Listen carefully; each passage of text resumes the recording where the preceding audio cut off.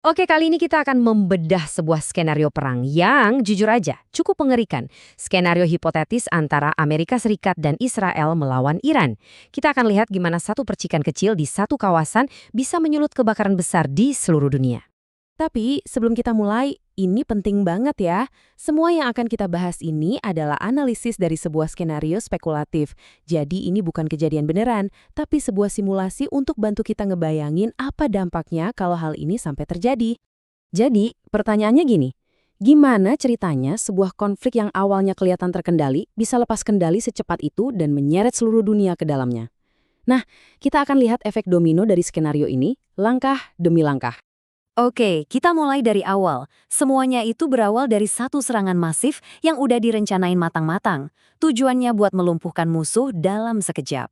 Coba bayangin, perangnya itu nggak dimulai pelan-pelan, tapi langsung bam, serangan kejutan dan kekaguman besar-besaran.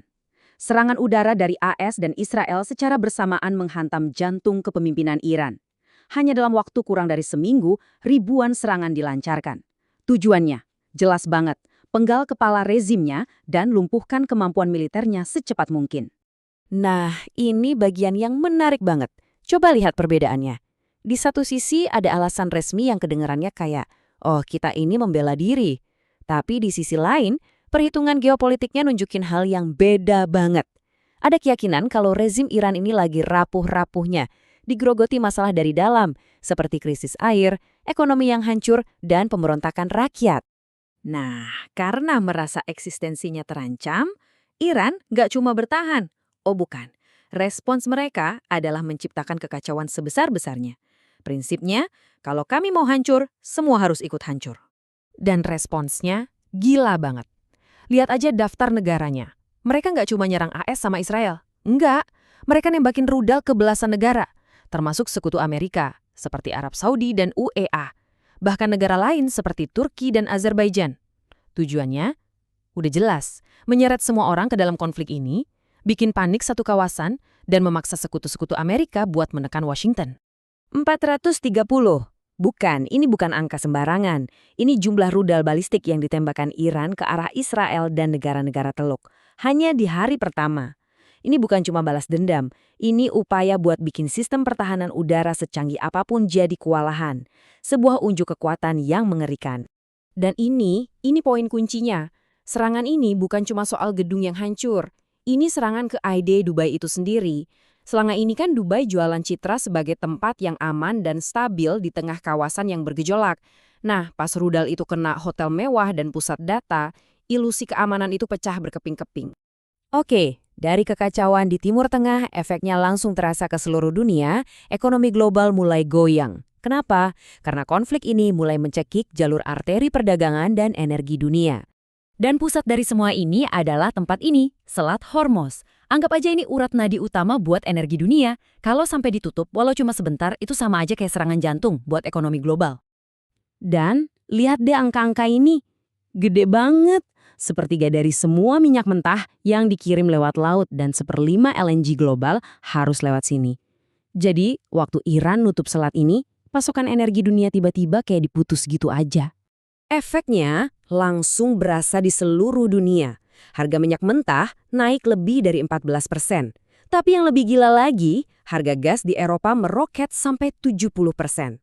Ini langsung memicu inflasi di mana-mana dan mengancam stabilitas ekonomi global. Dan krisisnya nggak cuma di laut loh, di udara juga. Wilayah udara di Timur Tengah ditutup dan ini bikin lubang raksasa di peta penerbangan dunia. Bayangin, lebih dari 18.000 penerbangan dibatalin. Rantai pasok macet, puluhan ribu orang terdampar. Tapi ceritanya nggak berhenti di situ. Api konflik ini terus menjalar, menarik lebih banyak negara masuk, dan bikin taruhannya jadi makin tinggi buat semua orang. Yuk kita lihat gimana eskalasinya. Jadi, ada 4 skenario super berbahaya yang bisa mengubah perang regional ini jadi perang dunia. Pertama, negara-negara Teluk bisa aja nyerang balik Iran secara langsung. Kedua, yang paling seram, rudal Iran nyasar ke Turki, dan ini bisa memicu pasal 5 NATO. Ketiga, AS mungkin mempersenjatai kelompok-kelompok di dalam Iran yang bisa memicu perang saudara. Dan terakhir, opsi pasukan darat AS masuk. Masing-masing skenario ini adalah langkah menuju bencana yang lebih besar. Nah, Di puncak eskalasi, ada satu ancaman yang paling mengerikan. Serangan ke pabrik desalinasi air di Teluk. Kutipan dari kabel diplomatik AS, ini nunjukin betapa gawatnya ancaman ini. Bayangin, kota sebesar Riyadh bisa jadi nggak bisa ditinggali cuma dalam seminggu. 90%. Coba resapi angka itu. 90% air minum di Kuwait itu datang dari pabrik-pabrik desalinasi yang rentan banget diserang. Jadi, serangan ke sana itu bukan lagi serangan militer biasa. Ini serangan ke sumber kehidupan jutaan orang, sebuah ancaman eksistensial. Dan semua ini akhirnya membawa kita ke babak akhir skenario ini. Sebuah jebakan geopolitik yang kayaknya nggak ada jalan keluarnya yang bagus.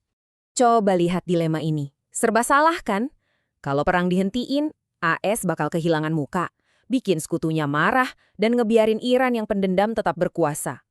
Tapi kalau dilanjutin, ekonomi global makin hancur, dukungan di dalam negeri anjlok, nggak ada pilihan yang enak sama sekali.